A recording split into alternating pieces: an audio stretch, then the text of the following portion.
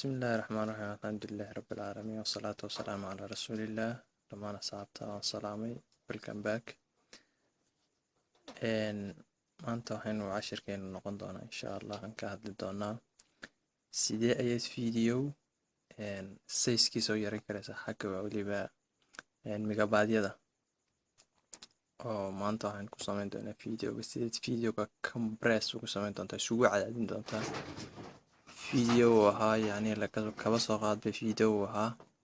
cabirkiisu 20 megabyte ayaanu ka dhigi doonaa 6 megabyte marka insha allah aan tuso videogaasaan yareyn doonaa walaan soo saarto intuu yahay cabirkiisu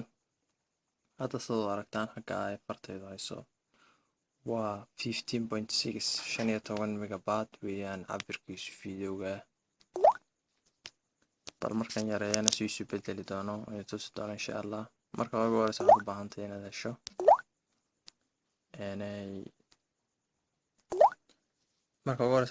application la yiraahdo video show oo wax lagu hagaajiyo ood garanaysaa baan u malaynayaa kaasaan ku dhex samayn doonaa waayo waxaan u doortay video show waxay tahay waxyaabo kalena ood ku samayn kartaa videoyada aad ku hagaajin karayso application aad u runtii aad u advanced aad u fiican waa ka ugu sareeya marka saa Google Play-gaaga soo furto video show aad ku qorto waa programka u sareeya xitaa ratingkiisa oo aragtaan xidigaha haysta waa 4.5 aad buu wanaagsan runtii applicationka video show video editor video show dash video editor programkaasaan maanta ku shaqayn doonaa Google Play ka soo dejiso deetana open soo kicay applicationkan sababahan u doortay waxaa ka mid ah waxyaabo videoga iyadana aad ku hagaajisan karaysaa markana isagana soo qaadan doonaa insha allah sidii soo qaadan doonaa xagga ugu horeysa waxbaad ku hagaajisanaysaa sawiraanta videoyada waxyaabaha la mid ah howlo badan baa runtii lagu qabtaa ma doonin hadda si dhex galo laakiin intaan uga dan leenahay waa xagga hooseysa waxaad ku aragtaan xagga hoose buttonka applicationka ultra cut fast stream compress video iyo video to mp3 videoga u bedelan doonta haddaad doonto mp3 howlaha kale laakiin inta nimka u dan leenahay waa bartaa fartayda hayso waa video compress meesha calaamadda isku soo cadaadinta ay ku taalaad ku dhufanaysaa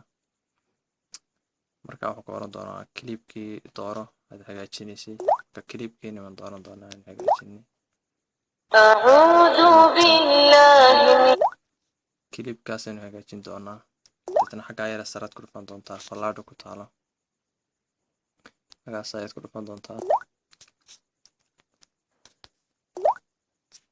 videogan aad buu yaryahay runtii mid ka weyn aynu dooranaba compress markaad ku dhufato videogan u yaraaday isagaaba megabytekiisu yaryahay buu yidhi marka ka aynu dooranaba 30 megabyte videogaas 30 megabyte weeyaan cabirkiisu deetana calaamadda ayra sare xagga ku taala xagga ayra sare aad ku dhufan doontaa san markay ku soo baxayso compresska nooca doontaa doonaysa laakiin si aad videoga u yareyso hadba kii yar labadan tire laba tirin buu ku soo saari doonaa hadba kii yar imika 240 b iyo 300 iyo 20 buu soo saari 200 iyo markaan ka dhigi doonaa 40 save baan markaa ku dhufan doonaa compresski markaa bilaabi doonaa in videogu isku maxaa ahaaday axdaadiyo oo yareeyo marka videogu saan u dheeraan waan gaabin doonaa